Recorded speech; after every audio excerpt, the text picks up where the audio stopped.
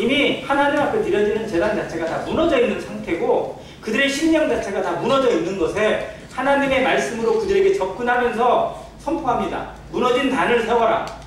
새로 세우라는 거예요. 그리고 그곳에 제단을 쌓아 올립니다.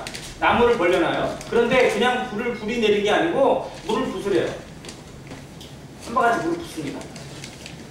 제단에 물을 부수면 불이 잘 붙어요? 안 붙어요? 안 붙잖아요. 그러니까 좀 어떻게 보면 이해가 안 되는 방법이에요. 그런데 또 부수래요. 그래서 이제 너무 물을 많이 부어가지고 그 부분이 완전히 또랑이 될 정도. 물이 흥건할 정도로 물을 부어놨어요. 그런 다음에 이제 기도를 시작해요. 정말 하나님의 역사와 하나님의 능력으로 이루어지는 건 사람의 생각을 초월하는 것임을 증명해 보이기 위해서. 하나님을 알긴 알지만 전혀 믿지 않는 그 백성들에게 아합 왕에게 하나님이 누구신지 살아계신 하나님의 역사가 어떻게 이루어지는지를 보여주기 위해서 그렇게 했습니다. 그런 다음 그 상황에 엘리야가 백성들에게 했던 중요한 말이 있어요. 저희는 이 말씀을 꼭 기억해야 됩니다. 너희가 이 둘 사이에서 언제까지 머뭇머뭇하려느냐라고 했어요. 하나님과 바알 사이를 왔다 갔다 합니다. 언제 하나님을 찾아요? 성도들이 제일 기도를 간절하게 할 때 언제예요? 아니 그럼 정직하게 해야 되잖아요. 아플 때. 아플 때 당연히 기도하는 건 이건 당연한 겁니다. 자, 그런데 조금은 좀 잘못 빗나가는 거. 시험 보기 전날.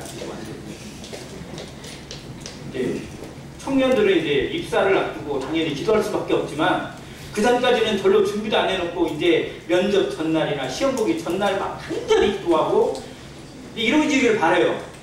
정말 이것이 우리의 기도의 전부라면 우리는 하나님을 조롱하는 거지 하나님을 믿는 게 아닙니다. 근데 이 백성들이 그렇게 살아왔어요. 필요할 때만 찾는 하나님, 나에게 뭔가를 해주시는 하나님, 나에게 뭔가 도움이 되는 하나님만 찾아요. 하나님이 누구신지를 잊어버리고 하나님이 나의 인생의 주인이요 나의 창조주요 나의 구원자라는 사실은 잊어버리고 그저 내 먹고 사는 일에 도움이 되는 분 정도로만 알라딘의 마술랭크에 나오는 그 거인 지니처럼 찾으나 내게 필요할 때 뭔가 도움이 되는 분. 근데 이게 우리의 신앙이라면 우리의 삶이 그렇다면 우리의 믿음이 그렇다면 이건 정말 부끄러운 겁니다. 근데 이스라엘 백성들이 그렇게 살고 있었어요. 그래서 하나님 찾기도 하고 바알도 찾고 뭣도 찾고 왜? 하나님 한 분으로는 부족한 것 같고 채워지지 않을 것 같고 그러니까 다른 걸 찾아요. 성도들이 세상에서 하나님과 재물을 겸하여 섬길 수 있다 없다?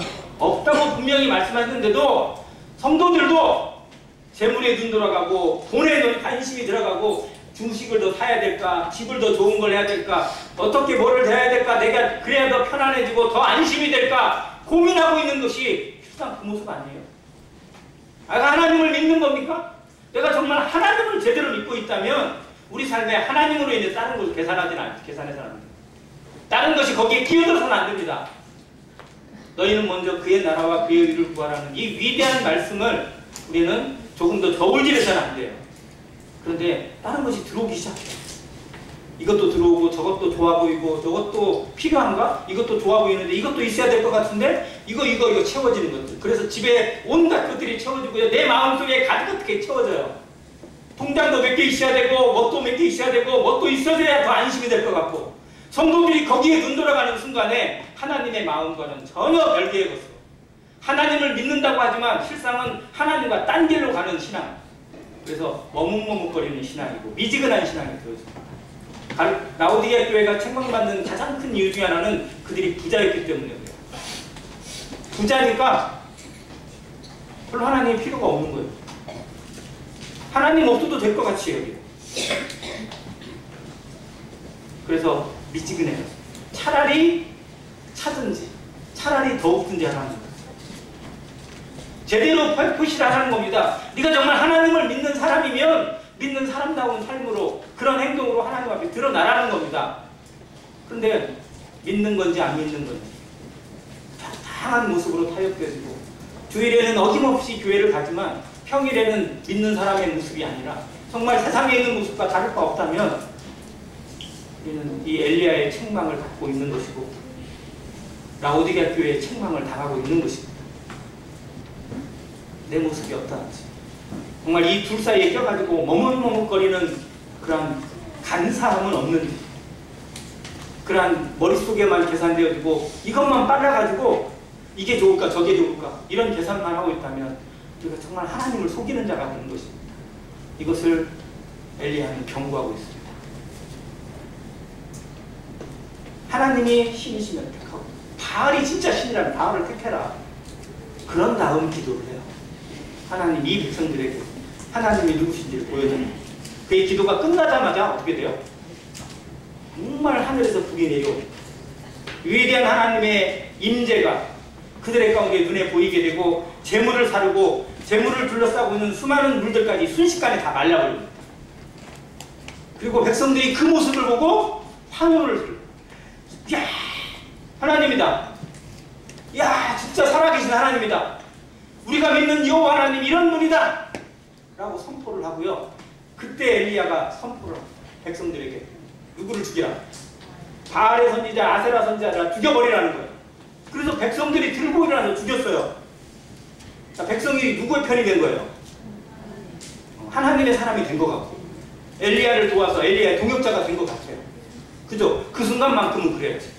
자, 그런데 기근은 끝났고 하나님의 증명이 됐어요. 근데 진짜 하나님의 증명이 남은 게 뭐냐면 비가 내려야 돼요. 이제 지금까지 비가 안 왔잖아요. 3년 반 동안.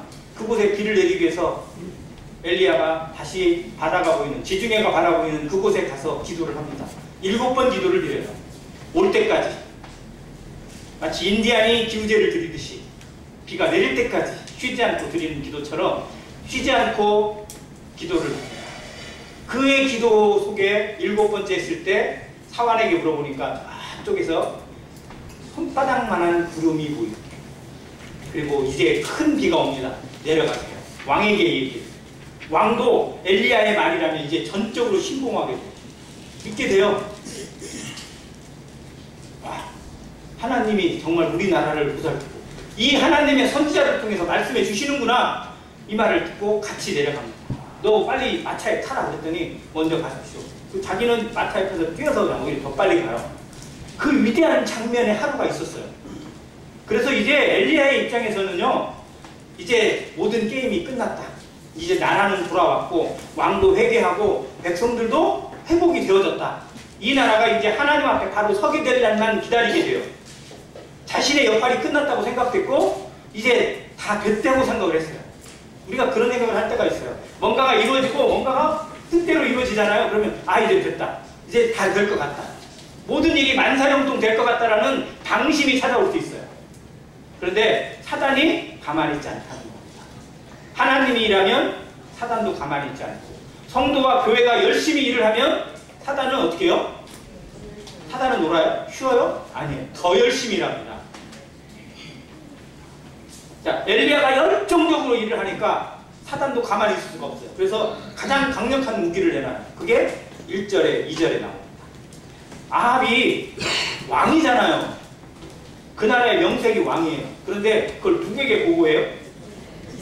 지금 안드로한테 다 보고를 하는 거예요. 그러니까 실상 왕은 누구야? 이 나라의 진짜 왕은 누구예요? 우리나라 얘기하는 게 아니에요. 여기를 얘기하는 거예요.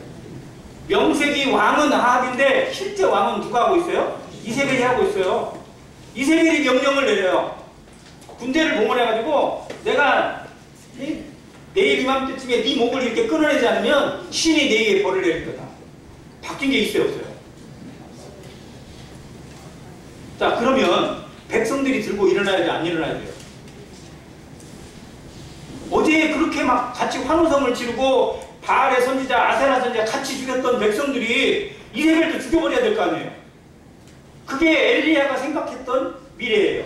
이 나라가 개혁되어지고 이 나라가 회복되어져서 이루어지는, 하나님의 나라가 이루어지는 계획으로 그의 머릿속에 생각이 되어졌어요.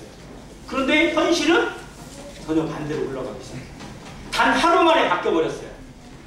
어제는 정말 그렇게 꿈을 꾸고 그렇게 놀라운 일을 경험했었는데 오늘 되고 나니까 아무 일이 없던 것처럼 똑같은 상황이 됐어요. 이세벨의 말 한마디에 왕도 뒤집어지고 백성들도 꼼짝도 못해요. 그게 3절에 나와 있는 그가 이 형편을 보고 옵니다.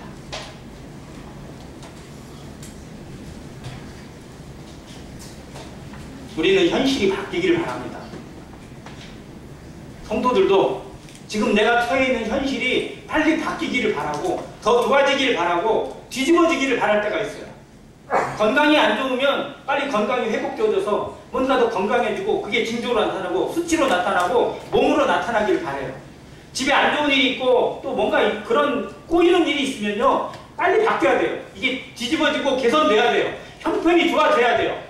그래야 하나님이 역사하시는 거고 그래서 하나님이 함께 하시는 거라고 착각을 해요. 그런데 하나님은 형편을 안 바꾸실 때도 있어요. 아니 바꾸긴 하지만 정말 더디게 바꾸실 때도 있어요. 빨리 했으면 좋겠는데. 그잖아요. 우리 마음 얼마나 간절해요. 얼마나 급해요. 발등에 불이 떨어진 것처럼 우리 기도할 때 있잖아요. 하나님 이거 해주셔야 됩니다. 이게 돼야 됩니다. 이게 돼야 됩니다. 언제 돼야 돼요? 지금 돼야 돼요. 지금. 내가 기도하고 있는 이 순간에 하나님이 바꿔주셔야 돼요. 그래서 기도하고 나서 눈을 딱 뜨고 나면 바뀌었을 바라요. 그런데 진짜 그렇게 되는 일이 많아요? 아니에요. 그렇지 않아요. 형편을 봐면요 안 바뀌는 게 오히려 더 많아요. 그래서 여기 상황에는 하나님이 계신 거예요? 안 계신 거예요? 안 계신 거예요? 그러면? 형편이 안 바뀌었으면 하나님이 안 계신 거예요? 아니잖아요. 형편과 상관없이 하나님은 늘 계시고 늘 우리가 함께 하시는 걸 믿어야 되는데 이 순간에 형편을 보게 되면 하나님이 안 보여요. 하나님이 나와 같이 안 계신 것 같아요. 그래서 어제 그렇게 뛰어났던 엘리야가 그렇게 정말 대단했던 엘리야가 오늘은 평범한 인간이 되어버렸어요. 있잖아요. 보세요. 3절 같이 읽습니다. 시작. 그가 이 형편을 보고 일어나 자기의 생명을 위해 도망하여 여기까지. 네. 이게 어제 엘리야에게 있을 수 있는 일이에요? 어제 갈멜산에서 그렇게 막 놀라운 일을 행하고 기도하고 간절히 기도했던 엘리야의 모습에서 일어날 수 있는 일이에요? 근데 이게 하루 만에 일어났어요. 성경은 이걸 보여주고 있습니다. 엘리야도 이런 사람이 될 수 있다 없다? 있다. 그래서 야고보서 5장에서는 기도에 대해서 가르칠 때 엘리야를 두고 가르쳐요. 뭐라고 해요? 엘리야는 우리와 성정이 같은 사람이로되. 그러니까 엘리야도 잘 될 때는 잘 되지만 안 될 때는 어떻게 돼요? 꼬꾸라진다는 거예요. 근데 그가 기도한 즉 3년 동안 뭐가 없고 다시 기도한 즉 비가 왔다. 기도의 능력을 가르치기 위해서 엘리야를 거기서 끌어들였습니다. 우리의 성령과 같은 사람. 엘리야도 우리 같은 사람이에요. 즉 그러면 우리도 엘리야가 행했던 그 기적 같은 일을 행할 수 있다 없다? 있다는 거예요.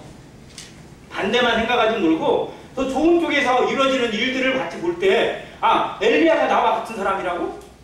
그러면 우리가 한 엘리야처럼 성경에 감동되어지고 성령에 충만되어졌을 때 나타날 수 있는 하나님의 역사를 보고 하나님이 함께 하시는 능력을 볼 수 있는 영적 눈이 필요하다는 겁니다. 이게 정말 위로가 되더라고요. 자, 근데 문제는 이제 엘리야의 지금 이 처참한 모습입니다. 바뀔 줄 알았는데 왕도 바뀌고 나라도 바뀌고 백성들도 바뀌고 모든 게 다 좋아질 줄 알았는데 하나도 안 바뀌어. 어제 기적이 일어났는데 그리고 지금 비가 내려요. 그러잖아요. 어제 내린 비가 어제로 그치진 않았을 것 같아요. 지금 비가 오고 있을 겁니다. 3년 반 동안 비가 안 내린 땅에 하나님이 좀 축축하게 덮치려면 적어도 며칠은 더 내리게 해야죠. 자, 비도 내리고 있는데 백성들이 눈치만 보고 있고 군사들은 자기 주기로 찾아오고 있고 왕은 마누라한테 꼼짝도 못하고 발발 기고 있고 이런 상황을 보고 있으니 한심만 나옵니다. 할 데가 없어요. 하소연할 데가 없어요. 도대체 내가 뭐 했나? 내가 어제 그렇게 했던 일들의 결과가 과연 이거라면 정말 이게 뭐냐? 얼마나 허탈한가? 얼마나 엉망인가? 이 생각을 드니까 거기 있을 수가 없어요. 그래서 어떻게 해요? 도망갑니다. 자, 엘리야가 사역을 했던 또 아합 왕에게 복음을 전하고 말씀을 전하고 하나님의 경고를 했던 땅은 남유다 땅이에요? 북이스라엘 땅이에요? 북이스라엘, 사마리아 지역 그쪽입니다. 이스라엘이라고 하는 지역입니다. 자, 아합 왕은 오므리 왕조의 두 번째 왕인데요. 오므리가 자기 왕조를 세우면서 사마리아 성을 사요. 그 성을 사서 자기의 도읍으로 성해요. 그래서 그때부터 북이스라엘을 다른 말로 사마리아라고 부르는 겁니다. 자, 그 사마리아 지역에서 사역을 하다가 도망을 하는데 어디까지 가냐면 유다 땅의 끝자리까지 가요. 즉 국경을 넘어요. 그 나라 땅에서 숨는 것도 아니고 아예 국경을 넘어서 유다 땅에 속해 있는 저 밑에까지 브엘세바입니다. 좀만 내려가면 네게브 사막이에요. 브엘세바까지 도망을 갔어요. 여기까지는 못 쫓아오겠지. 자, 거기 도망가서 도망을 가긴 갔는데 이제 자기를 쫓아오는 군인은 없는데 살 많이 안 생겨요. 할 힘도 없고 살아갈 의욕도 없고 도대체 내가 뭐 했냐, 내가 지금까지 향하게 했는데 이게 전부냐, 이런 허탈함이 생기니까 이런 현상을 흔히 영어로 뭐라고 하죠? 번아웃이라고 합니다. 번아웃. 한 번쯤 들어보셨을 거예요.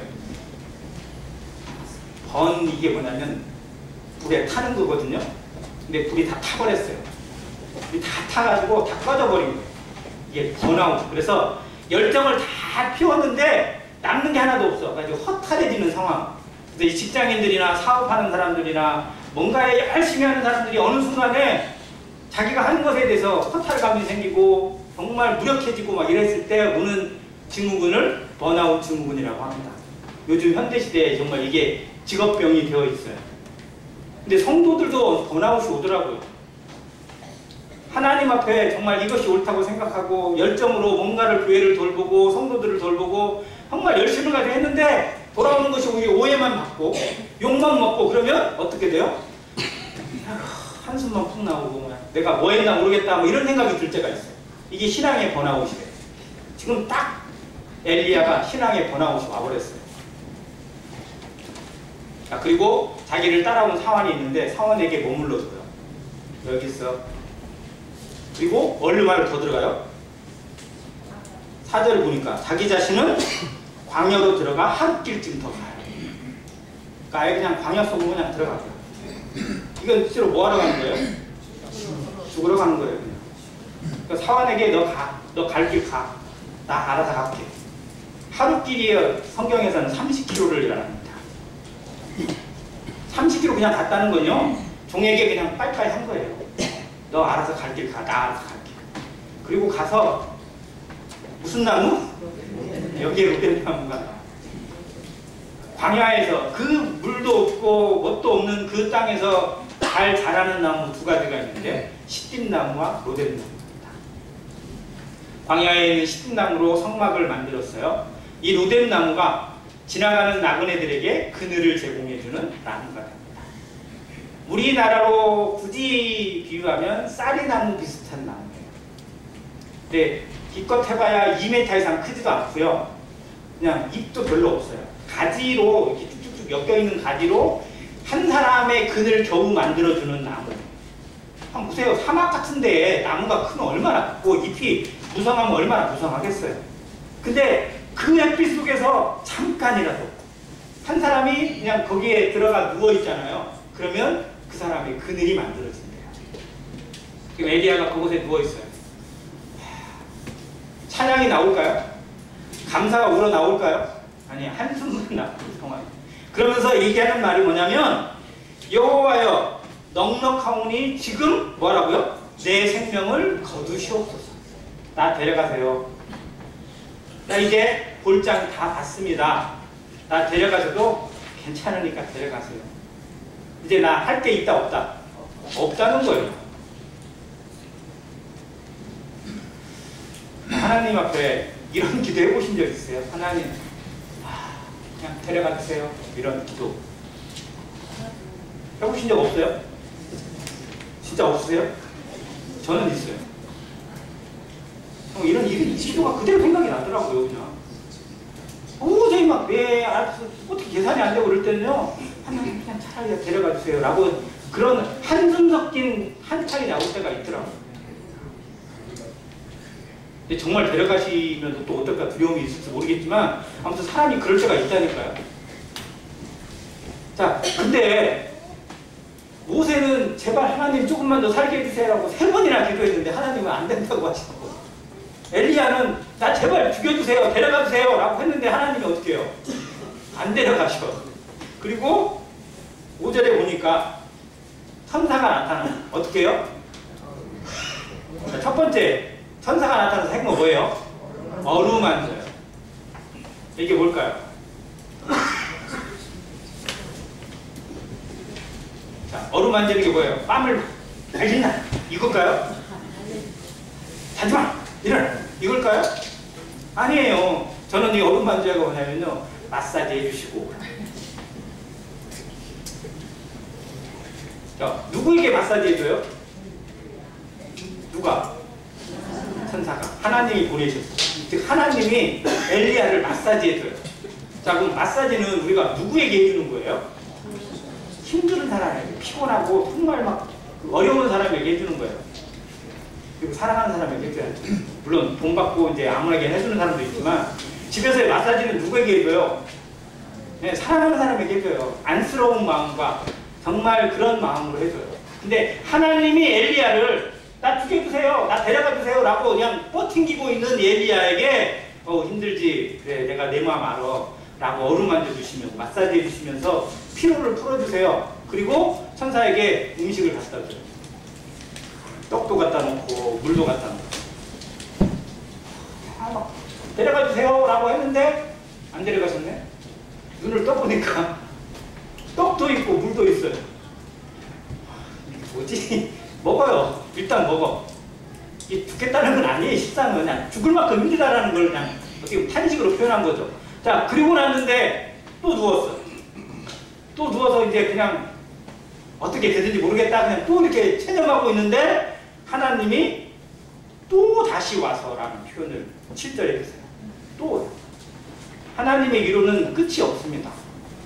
우리의 상태와 관계없이, 우리의 말과 관계없이 하나님의 위로는 끝이 없습니다. 포기가 없습니다. 언제나 다시 임하시는 하나님의 위로를 성경이 보여주고 있고 엘리야에게 임하고 있습니다. 또 천사를 보내세요. 또 어루만져 주세요. 그래 내가 네 마음 너무 잘 알아. 백성들이 이해 못하고 네 옆에 있는 사람도 이해 못하고 누구도 이해 못하더라도 내가 네 마음 안다라고 하면서 어루만져 주세요. 그리고 먹고 힘내기를. 우리 인생이 우리가 생각하는 대로 끝이 나지도 않고요. 우리가 생각하는 대로 마무리가 되지도 않습니다. 하나님이 끝을 내셔야 끝이 나는 거고 하나님이 부르셔야 끝이 나는 거예요. 내가 언제 끝을 낼지, 언제가 내 인생의 마지막일지 내가 정하는 것도 하나도 없습니다. 하나님이 하라 하시면 하는 거고 가라 하시면 가는 거예요. 오라 하면 그냥 끝이 나는 거예요. 엘리야는 자기가 끝내고 싶었어요. 내가 한 대로 정하고 싶었고 내가 한 대로 이루어지기를 바랬어요. 우리도 그래요. 내가 한 대로 뭔가 성취되어지고 내가 말한 대로 사람들이 움직여지고 내가 말한 대로 우리 집이 이루어지기를 바래요. 그런데 그렇게 되는 일은 거의 없어요. 왜? 나부터 안 되니까. 나부터 하나님의 말씀과 어긋나는 일이 얼마나 많은데 내 말에 사람들이 움직이고 내 말에 무엇이 세상이 움직여요? 안 돼요. 이룰 수가 없는 일이에요. 그게 우리의 교만이고 우리의 거만입니다. 엘리야도 실상 그런 교만함이 없잖아 있었어요. 이러면 되겠지. 이렇게 하면 사람들도 바뀌고 이렇게 하면 나라도 바뀌고 왕도 바뀌겠지. 근데 정작 자기 자신도 못 바꿔놨어요. 그게 우리의 한계라는 걸 알아야 돼요. 근데 하나님이 그걸 책망하고 나무라고 혼내시기보다 먼저 위로하시더라고요. 어루만져 주시고요. 눈물 닦아주시고 붙잡아 주시는 거예요. 먹여주시고 입혀주시고 채워주시면서 힘을 내라고 회복하라고 붙들어 주십니다. 이 엘리야의 회복이에요. 로뎀나무에서 경험한 하나님의 위로를 통해서 그가 40일 40야를 움직입니다. 자기의 계획과 상관없이 하나님의 말씀과 하나님의 뜻에 따라서 하나님의 성령이 보여주시는 대로 40일 40야를 다시 가요. 성경의 40일이 뭐예요? 시험입니다. 시험. 하나님 앞에 다시 세우심을 받는 시험입니다. 그래서 이날이, 이때가 실상 엘리야가 새롭게 세워지는 거예요. 새 인생이 펼쳐지는 거고요. 하나님 앞에 새로운 삶을 살게 하시는 날입니다. 그렇게 해서 어디로 갔다고요? 호렙에 갑니다. 호렙. 호렙의 또 다른 이름 뭘까요? 신의 산. 신의 산과 호렙산은 같은 산이라고. 그래서 어디서는 두 몽우리를 놓고 하나는 호렙, 하나는 신의 산이라고 부른다고 하기도 하고, 아무튼 두 산은 같은 산이에요. 모세에게 하나님이 부르신 산은 성경이 호렙산이라고 기록되어 있고, 모세가 가서 하나님 앞에 성막을 드리고 예배를 드린 산은 신의 산이라고 기록을 해놨어요. 그래서 시내산은 하나님께 드리는 개념이고요. 호렙은 하나님이 부르시는 개념을 의미합니다. 자, 호렙으로 하나님이 데려가셨어요. 거기서 엘리야를 새로 세우십니다. 우리는 하나님 앞에 새로 부르심을 받아야 돼요. 내 인생에 내가 스스로 정하고 내가 스스로 무너지고 스스로 포기했던 것들을 정리하고 하나님의 부르심 속에 하나님의 위로 가운데서 나를 어디에 쓰실 것인지 어디로 부르시는 것인지를 하나님 앞에 재정립하는 회복이 필요합니다. 그가 그곳에 갔을 때 9절에 엘리야가 그곳 굴에 들어가 거기 머물더니 여호와 말씀이 그에게 임하였을 때 같이 읽습니다. 시작. 엘리야야 내가 어찌하여 여기 있느냐. 자, 이 말씀은 13절에도 동일하게 나옵니다. 엘리야야 내가 어찌하여 여기 있느냐. 자, 우리는 여기 왜 있어요? 우리는 왜 전주에 있고 왜 안행교회에 있습니까? 내가 있고 싶어서? 내가 정해서 있는 거예요? 아니에요. 하나님이 부르셨고 하나님이 택하셨고 하나님이 세우셨기 때문에 여기 있습니다. 내가 여기에 있는 목적을 바로 알아야 돼요. 하나님이 나를 부르신 목적, 우리를 교회에 부르시고 교회의 은사를 통해서 직분을 통해서 하나님 앞에 서게 하시는 이유가 무엇인지를 새로 세워야 됩니다. 이것이 진정한 회복이고 이것이 진정한 영성 거듭남. 엘리야에게 이 과정을 통해서 하나님이 보여주세요. 그리고 그의 사역은 뭔가를 무너뜨리고 뭔가를 대단한 일을 행하는 것의 사역이 아니라 실상은 진짜 사역은 뭐냐? 사람을 세우는 사역임을 보여줍니다. 우리의 사역은 우리가 교회 안에서 힘써야 될 사역은요. 뭔가 대단한 일을 하고 뭐 사람들이 알아줄 만한 일을 하는 게 아니라 누구를 세워야 된다고요? 사람을 세워줘야 됩니다. 엘리야는 바알을 무너뜨리고 바알 신상들을 다 불태워버리고 바알의 선자를 죽이면 그게 자기 사역이라고 생각했어요. 그런데 진짜 사역은 뭐냐면 자기의 다음을 세워주고 다른 사람을 세워주는 겁니다. 그래서 엘리야에게 임한 명령이 뭐냐면 너는 이제 가서 네 후계자로 엘리사를 세우고 그리고 그 나라의 왕으로 예후를 세우고 심지어 아람 왕에 있는 그 왕 누구예요? 하사엘을 불러서 하사엘을 그 나라의 왕으로 세우는 일을 하게 합니다. 교회의 성도들이 힘써야 될 사역이 뭐냐? 사람을 세워주는 누군가를 세워주고 누군가가 일할 수 있도록 누군가가 그 뒤를 책임질 수 있도록 세워가는 사역이 되어야 됩니다. 이것이 가장 위대한 일이에요. 내 일을 일어나고 내 뭔가가 업적이 빛나고 뭔가 대단한 일에서 칭찬을 받는 것도 하나님 앞에 대단한 일이지만 진짜 칭찬받을 일은 뭐냐면 내 다음을 세우는 일이에요. 우리의 자녀가 바로 서는 일이고요. 교회의 다음 세대가 서는 일입니다. 교회를 뒤를 이어서 연약한 자가 힘을 얻고 힘든 자가 다시 힘을 내고 회복되어져서 하나님 앞에 설 수 있는 것, 이게 우리가 할 수 있는 가장 위대한 일이라는 걸 알아야 됩니다. 그래서 돌아봐야 돼요.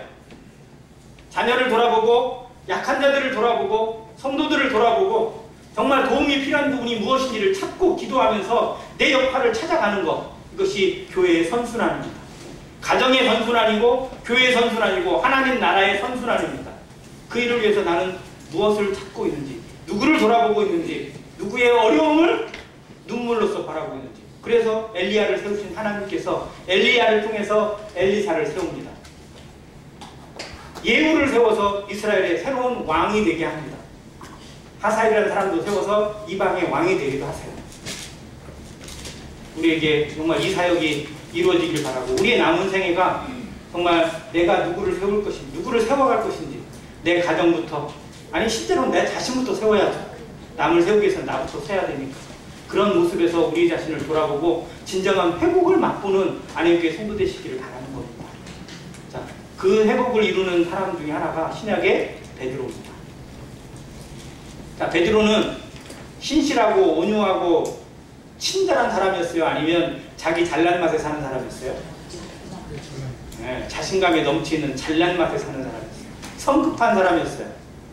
그래서 나서기를 좋아하고 또 뭔가 좀 감정이 일어나면 막 참지 못하고 막 으쌰으쌰 하는 사람이었어요. 그래서 수제자가 되긴 했어요. 하나님은 그래 좋은 것을 보셔서. 자, 그런데 결정적인 때 무슨 일이 벌어지냐면 예수님이 너희가 나를 다 버리리라 그랬더니 그때 베드로가 뭐라고 해요?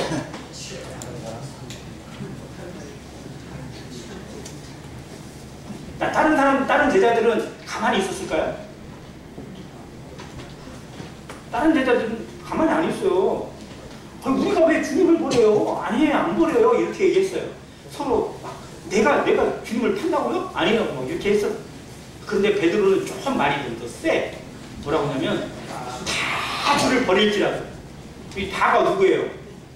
얘들이에요, 얘들은 배신을 해도요, 저는 절대 주님을 버리지 않겠습니다 라고 맹세를 해요. 그러자 대신 주님이 뭐라고 하세요? 네가 오늘 다구기 전에 3번 모른다고 나를 부인할 것이다 라고 얘기해요. 베드로가 뭐 말도 안 되는 소리를 이렇게 하세요. 내가 주와 함께 절대 주를 부인한 일이 없을 겁니다. 그리고 깨진 게 몇 시간? 그 말하고 다구기 전까지 몇 시간이나 지났었겠어요? 하루 지났어요? 아니에요. 그날 밤이에요. 그냥 한 6시간이나 7시간 지났어요. 그 시간 만에 베드로가 그냥 왕창 깨져버렸어요.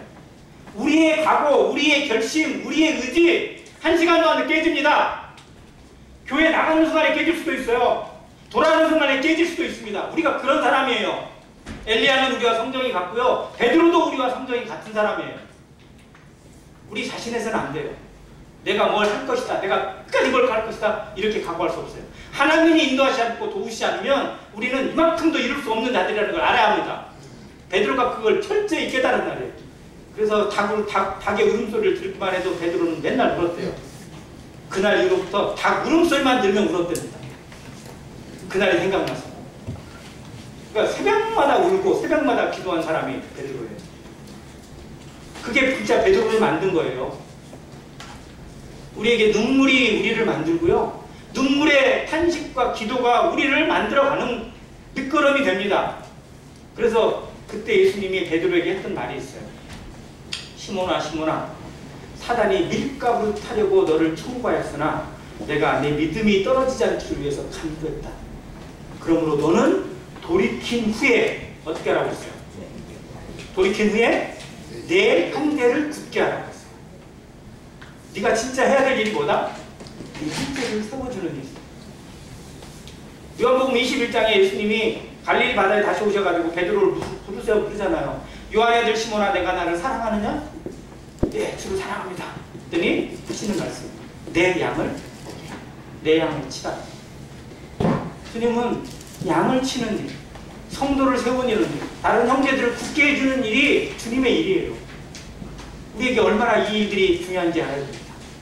교회에서 무슨 직분을 맡아서 뭔 일을 하는 것보다 더 위대한 일이 뭐예요? 다른 사람을 세워주는 일입니다. 다른 형제가 굳어질 수 있도록, 더 든든해질 수 있도록 세워가는 일에 내가 쓰임 받는 거예요. 이게 하나님 앞에 가장 귀한 상급을 낳게 할 것입니다. 이걸 이뤄가는 안림교회 성도 되시고 하나님의 나라가 우리의 헌신과 우리의 회복으로 말미암아 다른 사람들이 회복되어지고 아픈 자들이 진짜 치유를 얻고 회복함을 얻게 되는 하나님의 교회들, 하나님의 나라가 되기를 간절히 원합니다. 이상입니다.